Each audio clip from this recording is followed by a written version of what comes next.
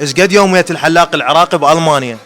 والله حسب الحلاق وشطارته، اكو حلاقين يوميتهم 100 دولار، واكو حلاقين يوميتهم 400 500 دولار. ما شاء الله. زين انت شو اسمك؟ انا محمد من العراق من بغداد. حبيبي حمودي، من بغداد؟ انا من بغداد جديده. والله والنعم. صار لك ايش قد هنا بألمانيا؟ والله صار لي تقريبا راح يصير 11 سنه. ما شاء الله، حلو.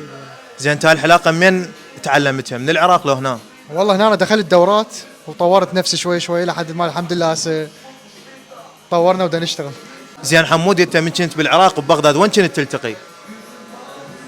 والله اكثر شيء والله صراحه انا جيت هنا صغير، يعني جيت عمري تقريبا 14 سنه، يعني نطلع للقرايب كراده بغداد جديده، يعني هاي المناطق. حمودي حبيبي، هذا المحل اسمه كاتاليا، مال واحد مشهور ومغني راب، منو هذا؟ سمره الكل يعرفه طبعا بالاكيد. سمرة طبعا مغني راب، وبألمانيا هو من اصول لبنانيه بس يغني راب. حمودي حبيبي، كلمه اخيره تحب تقولها وسلام الشخص حاليا موجود بالعراق؟ والله اول شيء سلام لاخواني والاهلي والاصدقاء اللي صار لي عمر ما شايفهم.